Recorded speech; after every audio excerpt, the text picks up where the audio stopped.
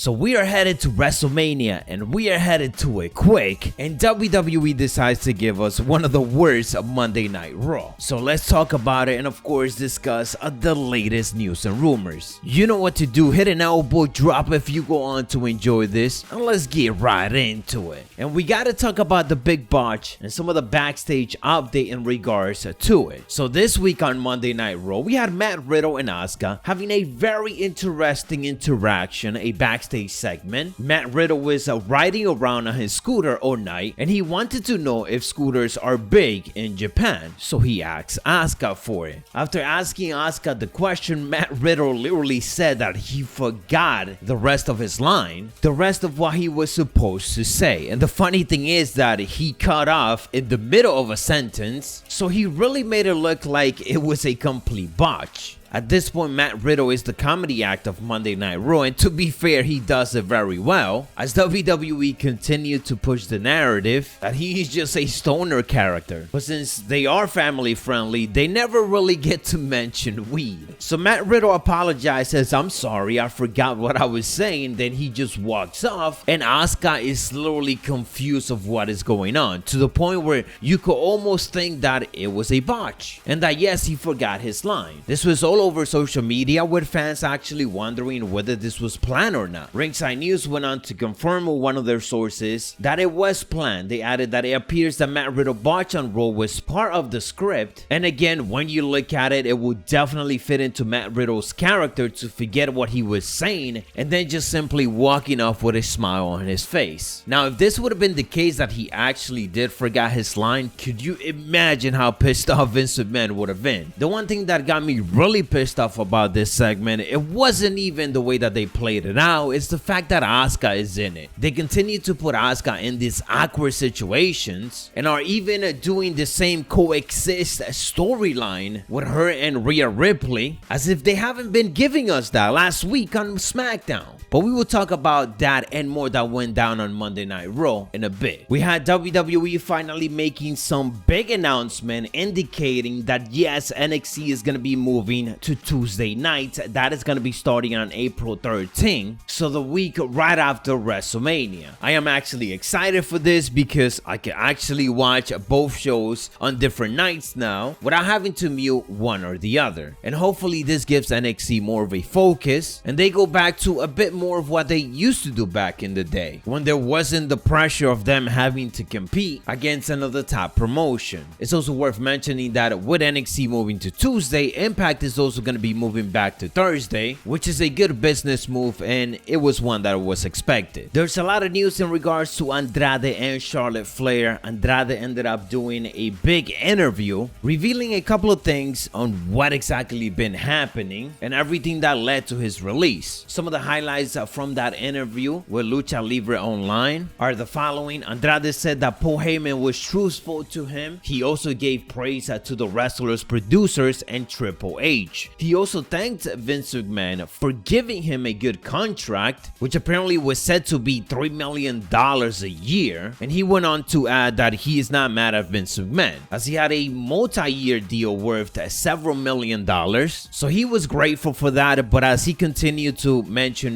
during the interview, he loves pro wrestling. He loves going out there and just wrestling, and WWE wasn't giving him that. They literally sat him out since November because he actually been clear that long. He added that he decided to leave WWE after a talk with Randy Orton, and even talked about just sitting in the backstage and catering, and how that is just what he hated the most, noting how there is guys like Brock Lesnar and Asuka who go out there and don't even cut a promo, and they still manage to get over because of how talented they are. Don't hear the other reports that are going around. He did not put Asuka or Brock Lesnar down. He was actually praising them for their awesome work and how they could get over without having to speak English, which he indicated that that is something that he could do. But obviously WWE didn't take advantage of that, and that kind of put into perspective how he barely had any hope, especially when you see guys like Angel Garza, Kalisto, and so on who do speak English very well and do not get pushed. As for Charlotte Flair, you can see that he was being careful on what to say and what not to say, as obviously she is still with the company. big takeaway from it is that it looks like the WWE doctors misdiagnosed Charlotte Flair, informing her to stay home as she could be pregnant. Charlotte ultimately went and did her own testing with different doctors, and it turned out that she was not pregnant. So the WWE doctors have made a huge mistake with all of this, which ultimately led to Charlotte being taken off her WrestleMania match. Although of course she could still be added to it, and that might end up happening by next week.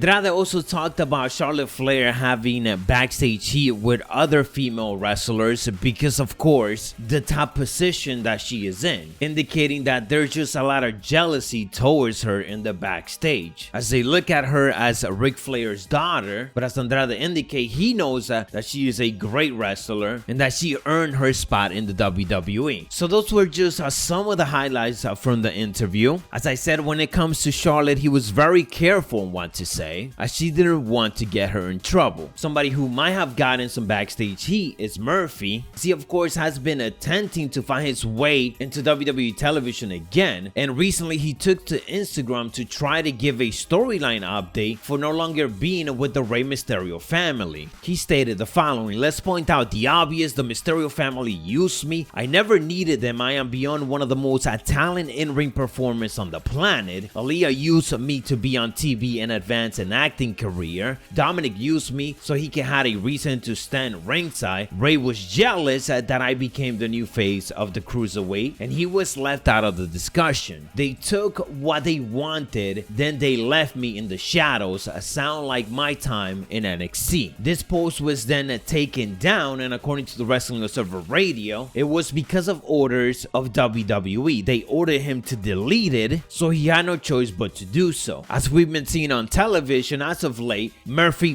been trying to reunite back with Seth Rollins as one of his disciples, but so far Seth Rollins has been ignoring that. It's unfortunate WWE didn't capitalize on this momentum that Murphy had when he joined the Mysterio family. That was a big babyface turn, with him ultimately getting the best out of Seth Rollins. They should have continued all of that, but typical WWE, they didn't. Some interesting quick update for WrestleMania. WrestleVotes indicated that WWE may not feature a match on the WrestleMania kickoff show for night 1 on Saturday night, as the first entrance back in front of the fans is being looked at as a huge deal. Not decided at all, but definitely a conversation happening within the creative team. I'm all down for this, considering that WrestleMania is already long enough, so not giving me a reason to watch the kickoff, it's a good one. This probably means that as soon as the show kicks off, we are gonna be getting a massive match. I wouldn't be surprised if it is Sasha Banks versus Bianca, or even Drew McIntyre versus Bobby Lashley, depending which one they decide for it to be the main event. Talking about typical stuff in the WWE, Monday Night Raw this week was probably one of the worst, especially because we are on the road to WrestleMania and it feels like they did so many illogical booking. First off, we had the Hurt Business literally splitting off. How are you going to split up the most entertaining stable that you have on your TV in the 20 plus hours of television that you give us? It makes no sense. Do we also need to talk about your former WWE champion from 3 weeks ago being dressed as a bunny? Probably not. I'm basically not doing a full roundup of this show because of all of this. I can't relive it once again. But that wasn't all. We've been seeing Shayna Baszler and Nia Jax getting involved in one of the main feud on SmackDown with Bianca Belair and Sasha Banks, who are headed into a WrestleMania match. Now they simply switched all of that and inserted Asuka and Rhea Ripley in it,